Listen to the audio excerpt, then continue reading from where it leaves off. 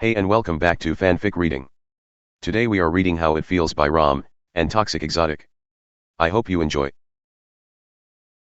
Chapter 58, Escort.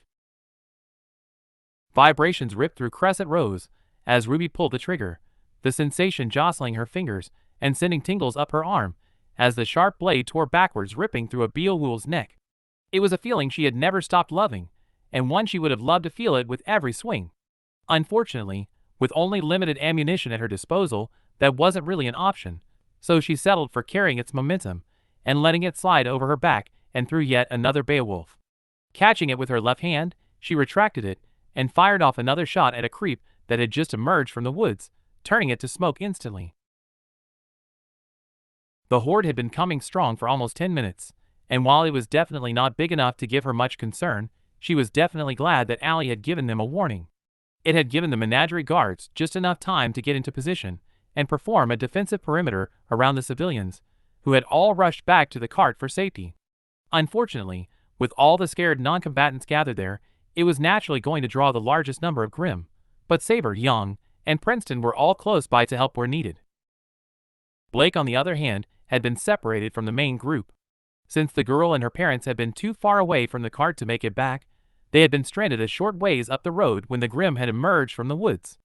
As such, the girl had chosen to stay where she was and defend her mom, with the help of her dad, and the small Faunus girl that Ruby had seen occasionally around camp, which left Ruby and Weiss as the vanguard. The two of them had positioned themselves on the forest's edge where the Grimm were pouring from, and were responsible for taking care of the bigger threats. It was manageable for smaller Grimm such as Beowulfs to make it through, as they wouldn't create that much chaos or disrupt the guards' formation too much, but the last thing they needed was a pincreant, large hedgehog Grimm covered in barbed needles, to get through and scatter that formation. "On your left," Ruby heard the heiress say. Spinning around just in time to see an Ursai step onto one of the gravity glyphs Weiss had placed in the area, Ruby watched the beast's hind legs get tossed into the air.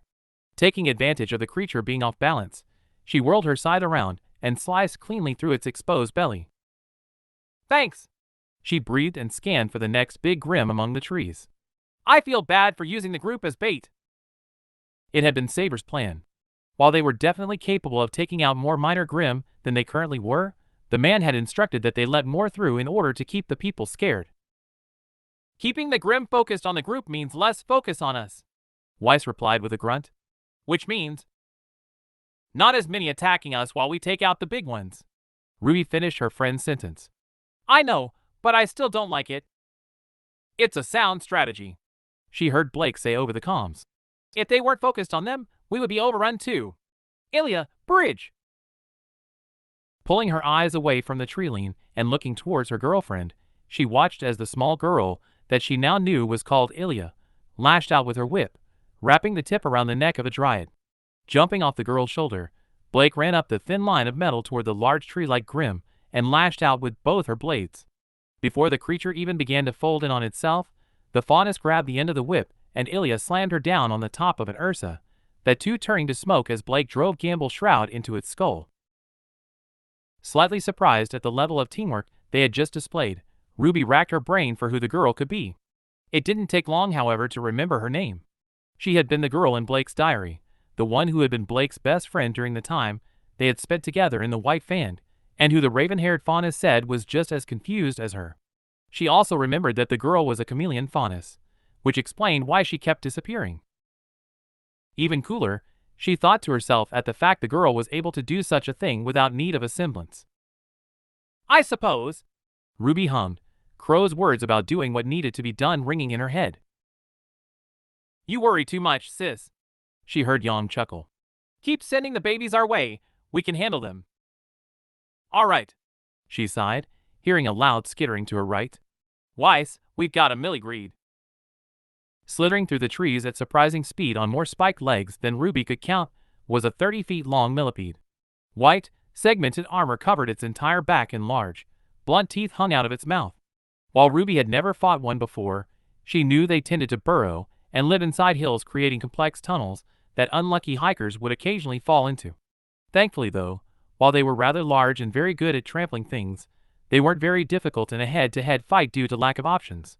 In fact, Instead of offensive options, they were one of the few Grimm that had developed a defensive option in the form of a liquid secreted from its underbody. A liquid that caused a reaction so severe that the flesh around areas it touched would die within minutes and need to be removed. "I'm a little busy here," Weiss grunted, Ruby looking over to see her partner attempting to wrestle Mertenaster from the mouth of a rob cat, a small feline Grimm that often stole and ate travelers' belongings. "I can handle it." She smiled and turned back to the approaching Grimm. Jumping to the side as it approached to avoid being trampled to death, Ruby stuck out crescent rows and slipped the hooks of the weapon into its mouth. Planting her feet into the ground, she gripped the handle of her scythe and pulled back as hard as she could in hopes of turning it away from the group of faunas she was protecting. A breath of relief left her as the milligreed was forced to face her, but it was short-lived as its upper half began to raise, lifting her from the ground and dangling her dangerously close to its underbelly, which had already begun to leak a foul-smelling liquid. Though she knew her aura would protect her from most of the damage, she was still determined not to touch it due to hearing horror stories of how, even through aura, the discharge could still cause a horrendous amount of irritation. So, just before her knees could come into contact with the gross fluid, she reached up and pulled back the bolt of the rifle, loading in a gravity dust round and pulling the trigger. As the shot rang out through the area and a purple light lit up the trees, both of them were sent hurtling back towards the ground. Unlike the milligreed, however, Ruby was used to such speed and let the momentum carry her around the milligreed's body and landed on its head. With the hook still in place, she pulled back and the creature let out a pained chirping as the armor was pulled away from its head with a disgusting squelch. The chirping didn't last long, however, as she fired off another shot that blew the head to pieces and caused the rest of the body to fall lifelessly to the ground. "Ugh," she grumbled and gave her legs a quick check, but found them to be clean. "That was super gross." "Ruby," she heard Weiss say in her ear with suppressed laughter. "Little help here?" Spinning around, she saw that while Weiss had killed the robbed cat, the girl had managed to get herself surrounded by a clan of cackles. The vicious hyena Grimm were similar to Beowulfs in many ways, except for the fact that they let out a loud laughing sound that caused their victim to be unable to fight back, since they too would be laughing so hard that it was difficult to catch a breath. However, as much as Ruby loved listening to the rare sound of her partner's laughter, she rushed forward to help and sliced through two of them before landing beside the hunched-over heiress. That only angered the horde of beasts, though, and they gnashed their jaws and leapt towards them. They were only halfway through the air, though, when the ground around her feet turned yellow, and every muscle in her body began to burn with energy. Sound distorted, and the world slowed to a crawl. An unpleasant wave of nausea settled in her stomach, and she knew Weiss had absolutely overcharged the time dilation glyph. But casting that worry aside, she activated her semblance and boosted herself off towards her prey. In what she knew would be a blink of the eye for everyone else, every cackle in the area turned to smoke, their heads no longer attached to their bodies. Once the field faded, though, Ruby dropped to her knees, her muscles on fire.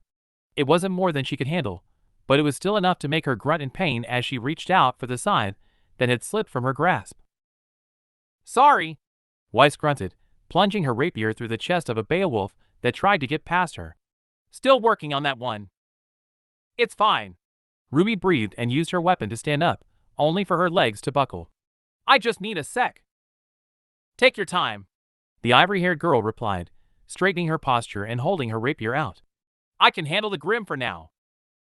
Nodding quietly and taking a deep breath, Ruby stopped trying to get up and let herself remain seated on the ground. It was a little annoying that a minor overcharge that had lasted no more than 2 seconds had taken her down, but she knew she wasn't alone in that one. Pretty much anyone Weiss used that move on had been put onto their knees afterward, even Pyrrha and Nora. In fact, the only person in the group who had never actually had an issue with time dilation was Blake, who had never shown a single sign of fatigue after exiting the time fields. However, while Weiss was an extremely capable fighter, Ruby knew her abilities, and weapon definitely did not lean towards taking care of hordes. Instead, she was more geared towards solo targets. So seeing a pincreant roll towards them, while backed up by a pack of Borbatusks, Ruby tried her best to hurry to her feet. Unfortunately, her legs were still a little shaky, and though she tried her best to swipe at the rolling beast, her weapon merely bounced off the spikes and sent her tumbling back to the ground, allowing the creature to continue on towards the group. "Yawn," she said into her earpiece. "Pincreant he dash." Before she could even finish her warning, the Grim came to a stop and uncurled itself, revealing a boar-like face with large, curved tusks. As it uncurled itself, the creature flicked its head and sent the large pins that covered its back towards the group of civilians.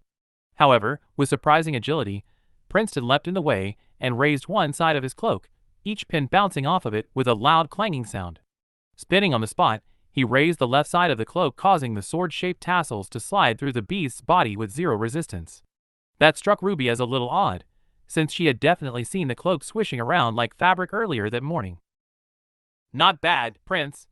Yang chuckled, delivering a powerful punch to one of the Borbatusks that blew its armor to pieces and sent it careening into a tree, scaring a lone raven that had been sitting on a branch. "You doing okay over there, Rubes?" "Yeah," she nodded, taking another deep breath and feeling the last of the pain ebb away. "Looks like the horde is thinning out too. Can't see any bigger ones left." "Good," Blake replied. "I'm going to start bringing my mom back to the cart." "All right," Ruby nodded. "Then I want you and Yang here with us to handle the rest." "You got it, sis." With her orders given and her muscles finally free of the burning sensation, Ruby propped her scythe on her shoulders and looked out into the trees. Seeing nothing but minor Grim that she knew wouldn't present much of a challenge, she smiled and gave her partner a nod. With a silent understanding, Wise stretched her hand out and summoned a new batch of glyphs, each one with a different effect to slow the creature's progression while they took care of him. After spending the entire day walking and fighting off Grim, Blake was happy to finally have a moment to sit down. While there had only been one dangerous attack, the fear and uneasiness it had caused many that smaller packs of Grim had been constantly emerging from the trees and trying their best to take whoever they could. At one point, a pack of creeps had almost managed to take off with one of the guards, but thankfully Saber and Yang had managed to free him before he was dragged underground. As night began to fall, they had come across a small clearing by the side of the road, and despite it not being easily defendable, her parents had made the call to make camp for the night. Not that anyone minded, since they were tired from walking, and traveling at night was far more dangerous than the day. So when they had walked off to oversee the setting up of the tents, Blake had finally snuck away and settled herself on an empty stump on the edge of the road.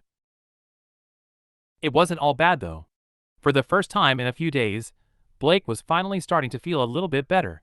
Not much better, but as she was sure Ruby would say, anything was better than nothing.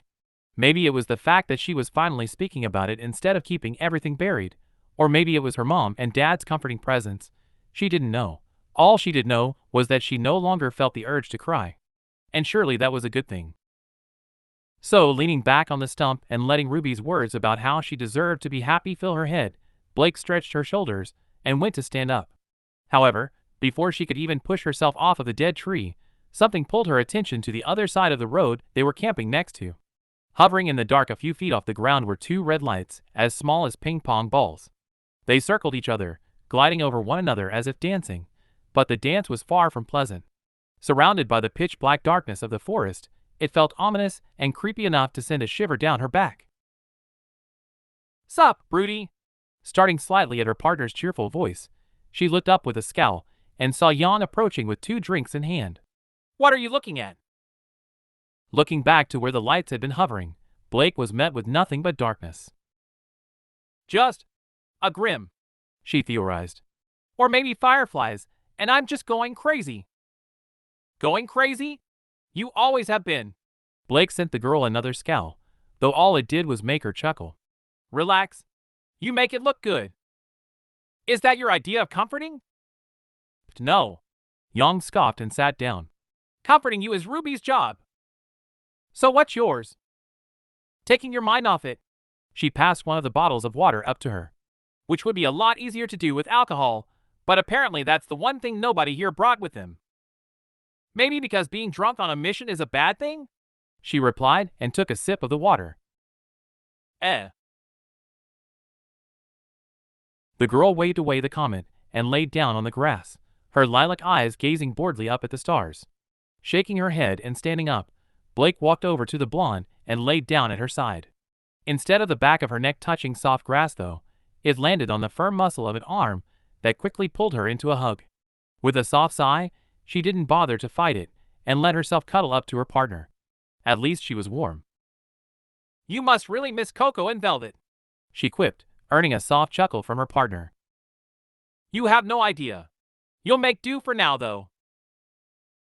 Your compliments are getting worse. Unable to stop the smile that pulled at her lip from the bark of laughter that Jan let out, Blake shuffled in a little closer to the warmth and rested her head against the woman's shoulder. The infectious happiness that the girl possessed was definitely something Blake had always been grateful for. It's been a long day. Too tired for charm. Good. You had none anyway. Bitch. Giggling a little, Blake poked the girl in the side, causing her to squirm a little before both of them fell silent and watched the stars gleam overhead. It was nice, feeling the pain and regret wash away as her body and mind relaxed. Glancing over toward the edge of the boundary to see her sister and her girlfriend cuddled up on the ground, Ruby felt a shot of happiness run through her veins. The smile on the girl's face was one that she knew only Jan could put there, and that was why she had chosen her sister to go over instead of doing it herself. Jan always had a way of getting Blake out of her own head, of getting anyone out of their own heads, and Ruby knew that was what Blake needed more than anything right now. Would you kindly pass me the ice dust? What happened to the casings you made this morning? Ruby asked her partner, waving to Petaley, as the girl disappeared into the cart to grab what the heiress had requested. That revolting robcat ate them. She huffed and pulled a few spare cartridges from her back pouch. EW. Imagine how that must have tasted? Better than fire dust. And you know that how? Petaley asked, emerging from under the tarp with a small box dust. The ingestion of tablets containing small quantities of fire dust was commonplace in Atlas at one point in time. Weiss shrugged and pulled free 2 white gems. It was an efficient way to stay warm in the tundra. Ew.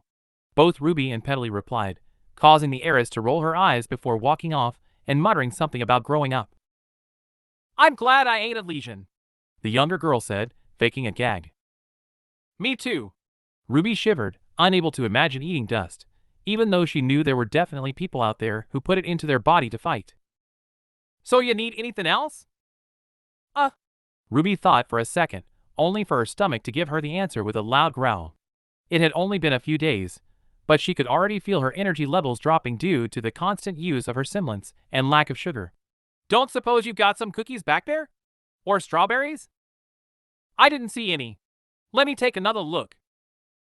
As the redhead disappeared back under the tarp, Ruby turned around and leaned against the cart while looking around the camp. She wasn't exactly keen on the location they had chosen since they were exposed at every angle, but with the light fading, they hadn't really had much of a choice. The people seemed to be grateful for a break though, and she couldn't blame them. After a day of being used primarily as bait, a plan she was still not happy about, and non-stop walking, they could all definitely use the break. Especially since the longer path meant there was still at least 2 more days left on the journey of Secure. Nevertheless, they all seemed to be in high spirits. So where are you and your brother from? She asked after a couple of seconds of silence. Ain't none. The girl answered from somewhere near the back of the cart. You probably ain't heard of it. She had actually. That's the port town on the edge of Anima, right? She replied. The one run by huntsmen? Yup. That actually sounds super awesome, Ruby mused. Is that where your brother learned to fight? Sorta, hummed the girl. I mean, our parents taught him, and they were hunters, so I guess so. They were? It was hard to notice that the girl had used the past tense. They died when I was 2. To Ruby's surprise, there was no sadness in the girl's voice. Even as Petaley emerged from under the tarp, there was no indication that what she had just said had any impact on the kid. There was only a smile as she held up a tiny packet of strawberries. She didn't suppose that was too uncommon though. After all, they were still practically strangers, and not everyone was open with their true feelings. Sorry, Ruby muttered respectfully. I lost my mom when I was a kid too, so I know how much that sucks. Ruby was surprised yet again, as the redhead merely gave a dismissive shrug. I dunno, she said, and began to peel an orange. Kinda hard to miss someone you never met. They sound nice, but it's always just been me and Prince. And at least, he didn't go running off to something he knew he might not come back from. Despite her words, there was no resentment in the girl's words. Instead, they were said matter-of-factly, and Ruby found that she couldn't exactly fault the girl for thinking in such a way. While Ruby was sure their parents had loved them, it was true that they had chosen to go away on a mission despite having 2 children to care for. But they had been trying to save people. Which was wrong and which was right, Ruby had no idea, but she was willing to bet that she and Petal would have different answers. After all, Summer had done the same, and she had never once blamed her for leaving. Though maybe that was because she did have some memories of her mom, and Yang was always willing to tell her more. But if she hadn't, would she have felt the same way as Petal? If she had kids one day, or anybody to look after, would they understand her choice? Or would they hate her for it? Would she even be able to make the choice to leave them? She certainly couldn't see herself ever not helping people when given the choice, but maybe that would change one day. She didn't know. Well, your brother seems nice at least, Ruby offered with an awkward smile. He's an idiot. So is my sister. Ruby chuckled and bit into a strawberry, the delicious flavor filling her mouth and causing her to salivate a little. Dunno what I'd do without her, though. As she said it, Ruby looked back over at where Yang and Blake were laying to see they were chuckling about something on Yang's scroll. For the first time in days, the fawn's ears were no longer laid flat against her head, and the sight caused Ruby to be even more grateful towards the woman who had raised her. Speak for yourself, Petal said, though Ruby definitely heard the lie that time. Ahoy, Ilya! Spinning around, Ruby was surprised to see Blake's former best friend and ex-teammate walking up to the cart. Hey, Beans, the fauna said kindly to the kid. You okay? Want a kiwi? Sure. With a nod, the girl disappeared back under the tarp, and Ruby suddenly felt a sense of awkwardness overcome her. From what she understood, Blake had left without saying goodbye to her, and given that Ilya had clearly been in love with her, from what she read in Blake's diaries, she could only imagine how much that had hurt her. Making her feel even more awkward was the fact that she and Blake had not exactly been subtle in their affection in the past few days.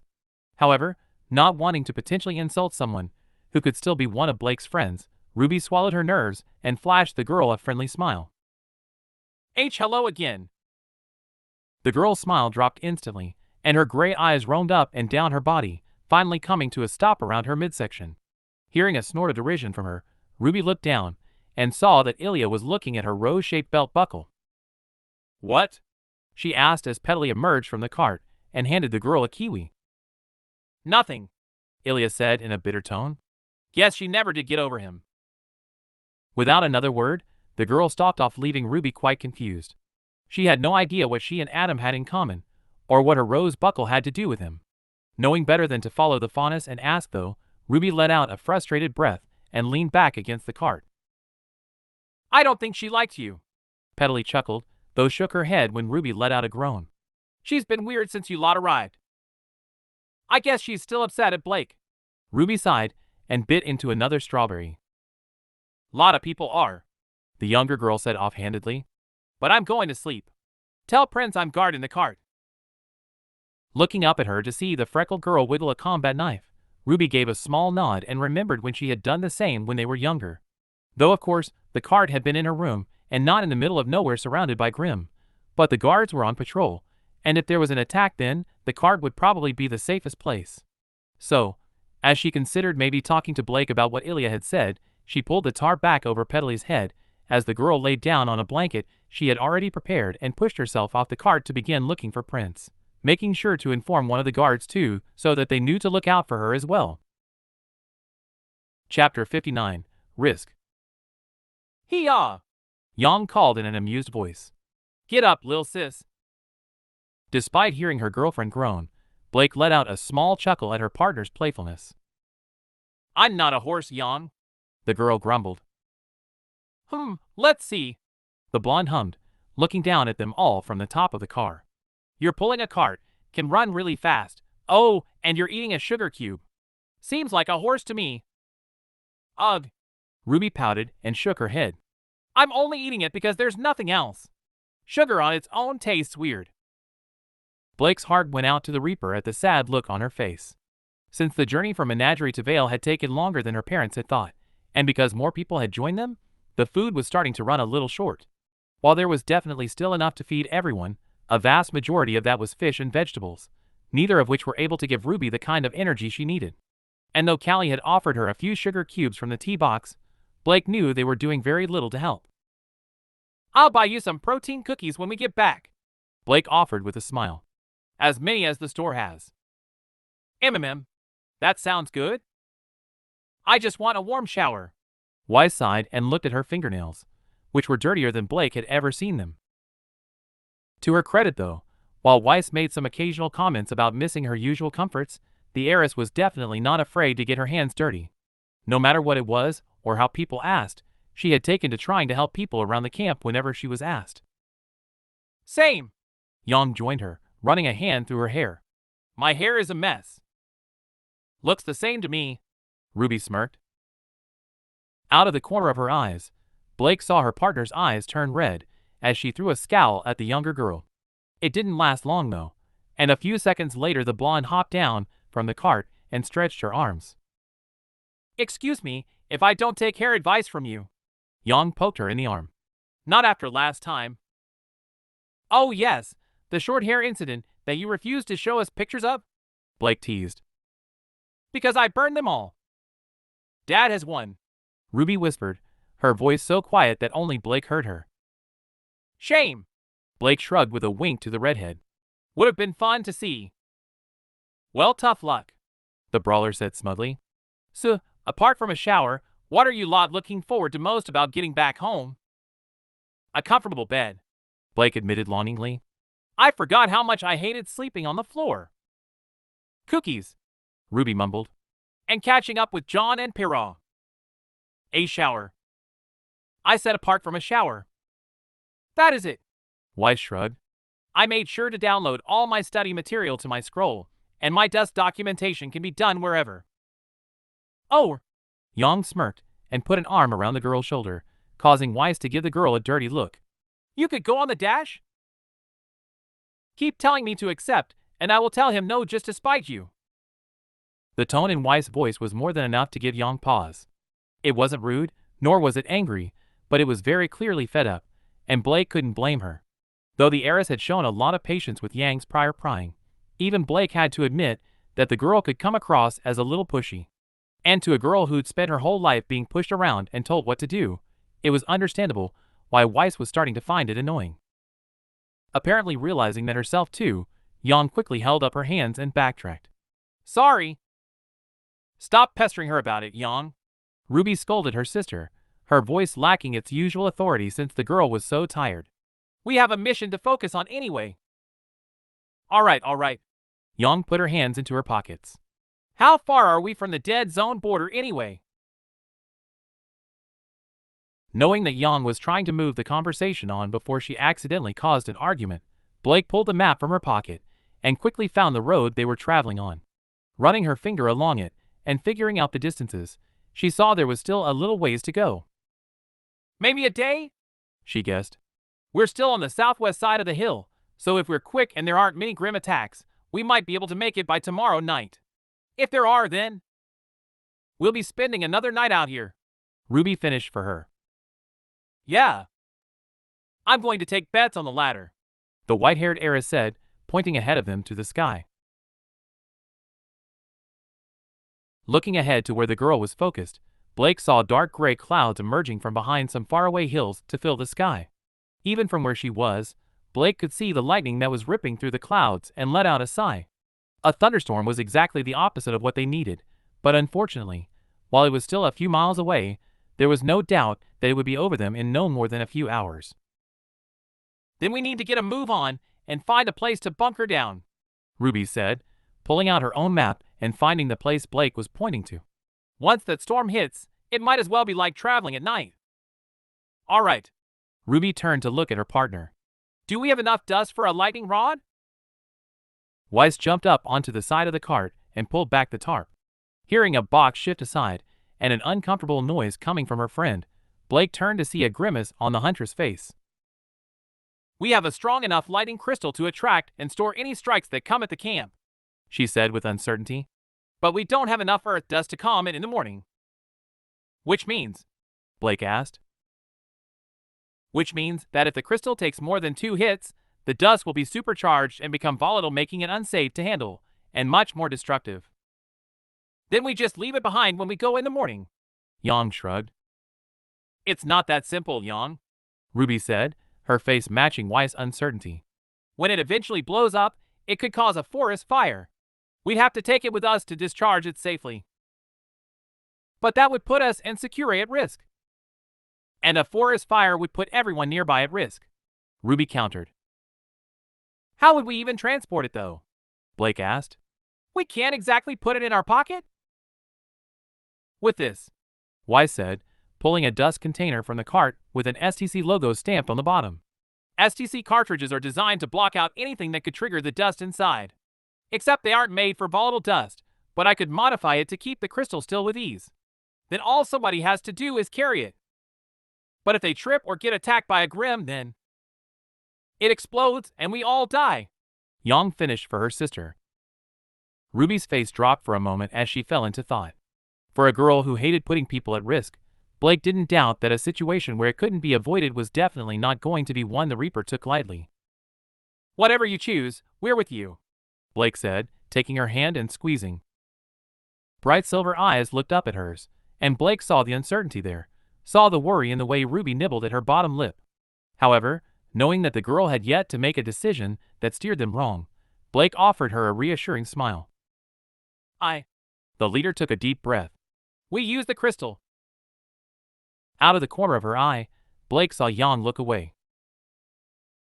At least with that we have some control. I'll get started then, Weiss said, slipping into the cart and beginning to work. And I'll tell my parents. Blake smiled, letting go of the girl's hand and making her way to the front of the convoy. Blake still hated storms. Despite having weathered more of them than she could count during her time in the White Fang, that had never dulled just how uncomfortable they were for her. The pounding of rain on tarp, the deep boom of thunder overhead, and the way everyone shouted to be heard over it, they all played havoc with her enhanced hearing and left her head rattling. That combined with the low visibility and the electricity in the air that caused her neck hairs to stand on end made for them to be rather uncomfortable experiences. Thankfully, though, her parents had prepared for storms. While it was definitely still very cold and rather uncomfortable, a large tarp had been tied to the trees above them, granting them cover from the rain. Another had also erected in the direction the wind to stop everything from getting blown away. It was a simple setup, but it was proving to be more than enough to at least block them from the wind that would only make the cold feel worse. Unfortunately, due to having joined Weiss to set up the lighting crystal, which had been placed on top of a nearby tree to give them the best coverage, Blake was still soaked.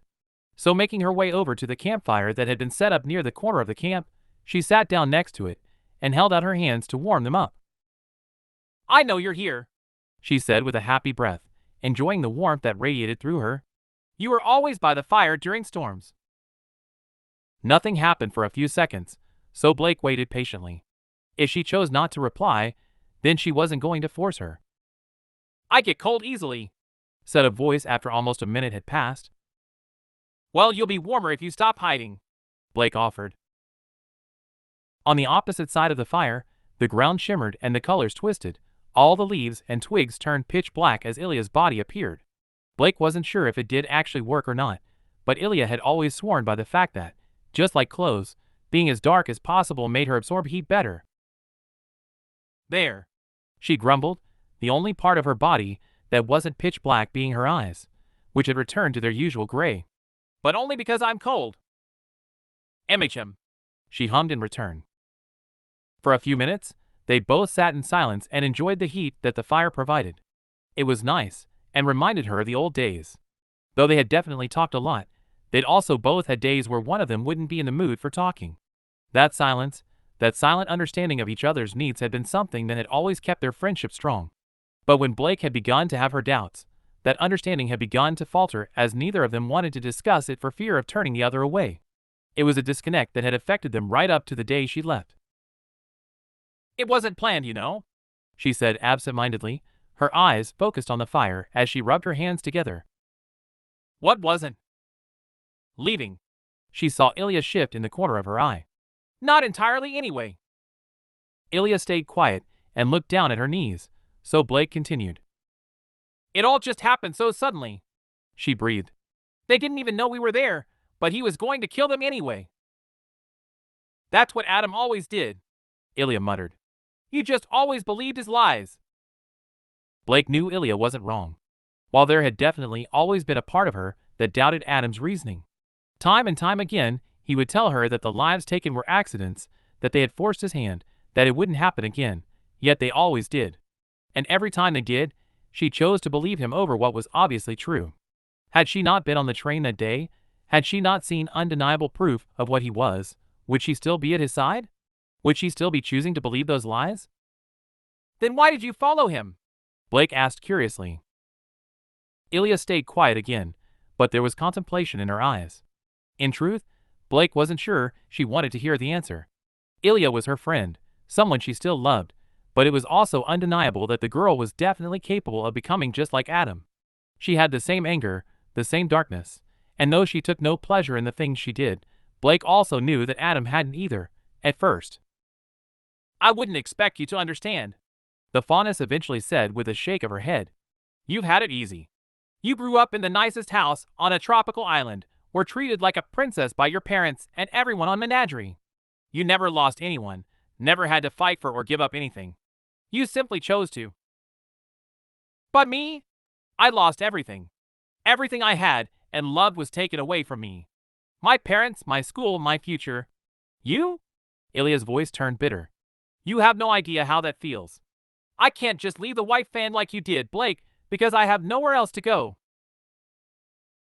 Blake looked her friend in the eye, saddened by what she just heard. It was just as she feared.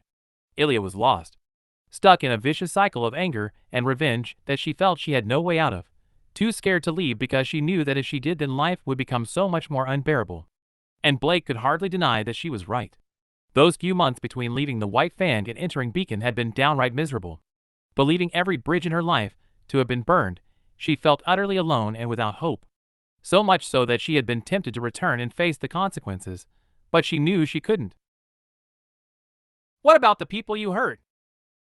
I don't lose sleep over slavers' suffering, Blake. But what happens when you make a mistake? You get the wrong place or... That was because of Adam's goals. Ilya interrupted her. But he's not around anymore. What? The idea of Adam being dead sent a pulse of sadness through her, and though she quickly shook it off, she still hated that it had affected her at all. What happened to him? Him and Sienna fell out. She shrugged. So he broke off and took a bunch of his supporters with him. Last I heard, he was in vacuo. Oh, so you're with Sienna now? The girl gave a nod, and Blake definitely noticed her freckles lighten a fraction. She wasn't quite sure how she felt about that.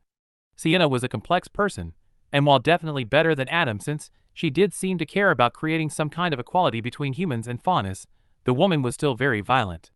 She didn't take lives, or actively encourage the riots that had occurred, but she was definitely quick to act when she felt it was needed. It was Sienna who had started Adam down the path he had taken, and though he had eventually become a monster all his own, Sienna had still done very little to temper that side of him. You're going to tell me to be careful with her, aren't you? I'd rather you just left her altogether, Blake clarified. The White Fan doesn't have to be all you have. You could come to Beacon, trained to be a huntress. To her surprise, Ilya let out a chuckle. Despite everything, it was nice to hear it again. That's your life, not mine. Ilya shook her head. Besides, she's calmed down a lot since Adam tried to kill her. She learns her lessons, unlike him. Not sure you do, though. What does that mean? Ilya turned away, and Blake followed her gaze. Sat with Yang and Prince, looking like she was ready to drift off to sleep at any moment, was Ruby.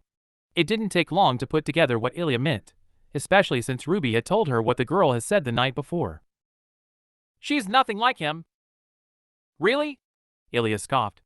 Red and black, roses, your team leader. I'm aware of the similarities, Ilya, Blake said shortly, and turned back to face her friend. But she's different to him in every way that matters. Despite the doubt and skepticism in the girl's eyes, Blake also saw worry in them too, so let her gaze soften a little. If you say so, but at least I know your type now. It was Blake's turn to chuckle. She couldn't deny it. While she liked Ruby for so much more than just the color she opted to wear, the darker colors definitely felt more comforting to her. Unlike Yang or Weiss, who always seemed to be subconsciously making a statement with their attire, Ruby was just fine blending into the background, just like she was herself. Anyway, the girl said, standing up and brushing off her shorts. I'm gonna head back to my tent before Prince comes over to cook. His sister's cool, but he never shuts up. Blake finished for her, having definitely noticed that herself. Yeah, kinda like that blonde. You won't find me disagreeing. Blake smiled, knowing that Jan was definitely the same way. You get used to it though. Another thing I'll have to take your word on. The girl shrugged and began to walk away. Knowing that the conversation was over, Blake felt a little well of sadness in her stomach. Though it had been mostly them disagreeing, she had still enjoyed talking to the girl again. The openness, the exchanging of beliefs, the occasional jokes, it had felt just like the old days again. So, wanting the girl to know that, Blake called out before Ilya could make it too far. Ilya! Watching the girl stop and turn to face her, she gave the fondest a smile. I know you don't forgive me just yet, but it was nice talking to you again. Ilya's eyes locked onto hers, and Blake watched as they turned from black to light blue.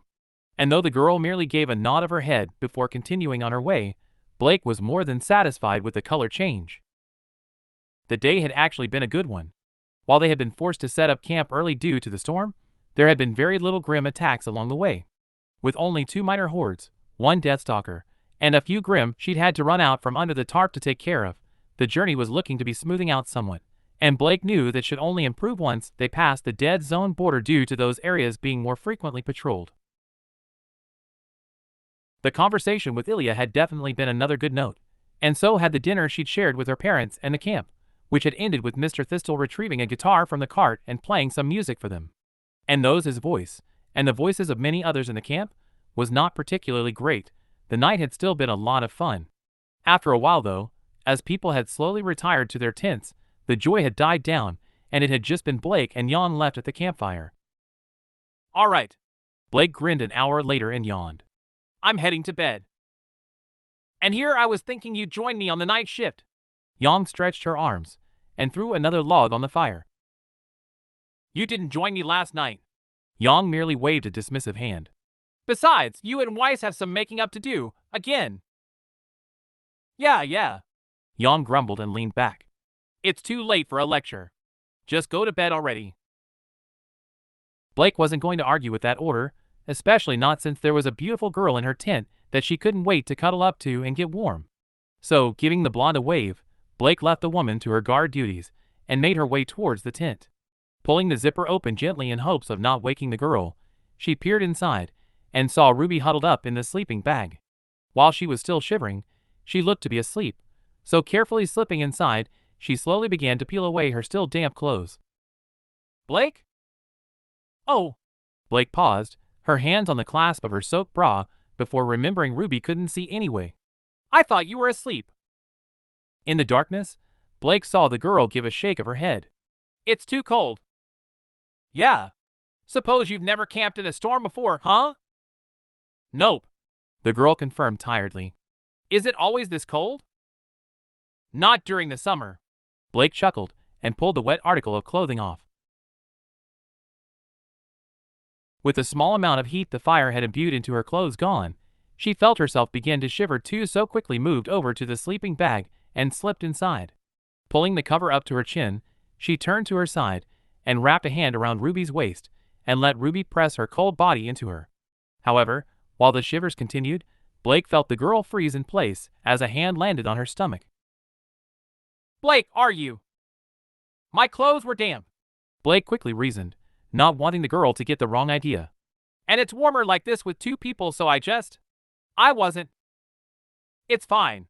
Ruby breathed, sending a wave of warm air over Blake's chest and causing her to shiver from the feeling. I don't mind. While those kinds of thoughts had been nowhere near her mind when getting into the sleeping bag, that was very quickly changing.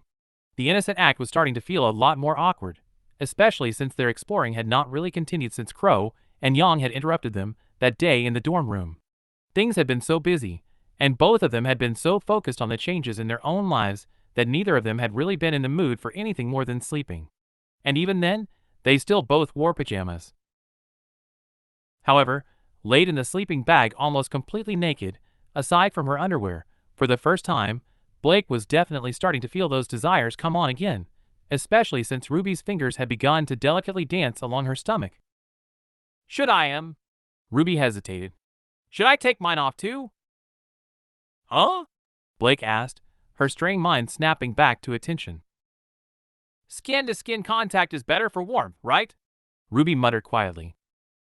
It is, Blake confirmed slowly. But you don't have to. It's fine like this. The Reaper stayed still and quiet for a moment, and Blake was unsure if the shivering was the cold or nerves. Probably both, she thought to herself. After what felt like a good half an hour though, which was in reality little more than a minute, she felt Ruby shift and sit up, hissing slightly as the cold air rushed into the sleeping bag to replace what little heat had been built up there. Don't look, the leader muttered. Perfectly happy to obey that command, Blake closed her eyes while Ruby undressed. Her ears, however, were not capable of such things. And the redhead shifted in place. Blake heard the rustle of fabric as her hands grazed the top of the tent, the thud of cloth on cloth as the top was thrown aside. Though she knew that the action was only being done so that they could both stave off the cold and get some sleep, anticipation still built within her. Until finally, with the telltale sliding of a bra's clasp coming open, Ruby laid back down beside her and quickly returned to the cuddle. Better? Blake asked, the warmth of skin-to-skin contact feeling immediately better. MHM. Ruby hummed, her hand returning to where it had been. Nothing more happened though. While Blake's mind continued to fill with thoughts and urges, Ruby remained still and quiet as the heat began to climb. Blake wasn't all too surprised. Despite being able to feel that Ruby had also felt just as aroused as she did, she also knew that the girl was incredibly tired and trying to preserve as much energy as possible. So pulling her a little closer as the shivers began to fade and her breathing deepened and the girl drifted off to sleep, Blake let out a small, content sigh and closed her eyes. Thank Raalm, she thought to herself as she drifted off to sleep, knowing that if something had started, she had no idea how far they would have gone. And that's all for today. Thanks for coming by and hanging out. I hope to see you next time.